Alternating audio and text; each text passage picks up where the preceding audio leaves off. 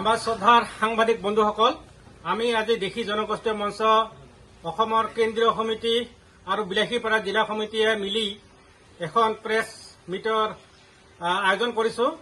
তো প্ৰেছ মিটৰ আয়োজন কৰাৰ উদ্দেশ্য হ'ল, এষাৰ কথা আছে, দেশতকৈ মোমাই ডাঙৰ নহয়, জয়নাল মোৰো ভাই হয়।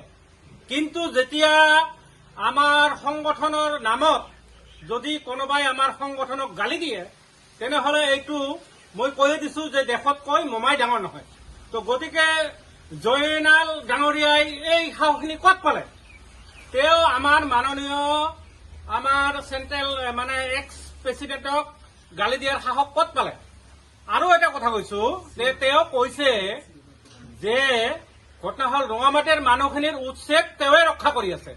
তেওঁ ৰক্ষা কৰি আছে মানে কি? তেনেহলে বাকী উচ্ছেদবিলাক কি এই আমাৰ সিংহী ডাঙৰীয়াৰ নেতৃত্বত হৈ আছে নেকি?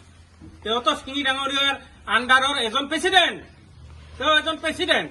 যদি তেওঁৱে ৰক্ষা কৰি আছে, তেনেহলে বাকীবিলাক যিবিলাক উচ্ছেদ হৈ আছে, এইবিলাক কি আমাৰ সিংহী ডাঙৰীয়াই কৰি আছে নেকি? আৰু দ্বিতীয়তে কথা হ'ল যে মাননীয় মুখ্যমন্ত্ৰীয়ে কৈছে যে এজন অসমীয়া মানুহৰ নাম কটা নাযায়। তেনেহলে আমাৰ বিলাসীপাৰা 10 নং সমষ্টিৰ ভোটাৰবিলাক এইবিলাক অসমীয়া নহয় নেকি? এইবিলাক খিলঞ্জীয়া নহয় নেকি? তো গতিকে মই ক'ব বিচাৰিছো, জয়নাল ডাঙৰীয়াতো সিদিনা কৈছে এইবিলাকৰ এজনৰো নাম কাটা নাযায়। কিন্তু যদি আমাৰ এজনৰো নাম যদি আমাৰ ভোটাৰ তালিকাৰ পৰা কটা যায়, ইয়াৰ কাৰণে আমাৰ ৰঙামাটি অঞ্চলৰ এই যে আমাৰ প্ৰেচিডেণ্ট জয়নালে দায়ী হ'ব লাগিব, জয়নাল ডাঙৰীয়াই দায়ী হ'ব লাগিব। মই কৈ দিছো, যদি এটা মানুহৰ নাম আমাৰ কাটা যায়, মই আকৌ এবাৰ কৈছো, আমি এটা সময়সীমা নিৰ্ধাৰণ কৰি দিছিলো সিদিনা যে 2 ফেব্ৰুৱাৰীৰ আগত যদি আমাৰ মানুহখিনিৰ নাম যদি ভোটাৰ তালিকাত অন্তৰ্ভুক্ত নহয়, তেনেহলে যেতিয়া চূড়ান্ত তালিকা প্ৰকাশ পাব আৰু যদি আমাৰ এজনো দেখি মানুহৰ নাম যদি ভোটাৰ তালিকাৰ পৰা কৰ্তন হয়, তেনেহলে কিন্তু আমি বহি নাথাকো। কাৰণ মানুহৰ ধৈৰ্যৰ এটা সীমা থাকে, ধৈৰ্যৰ সীমা চেৰাই গলে কিন্তু অসুবিধা হৈ যাব।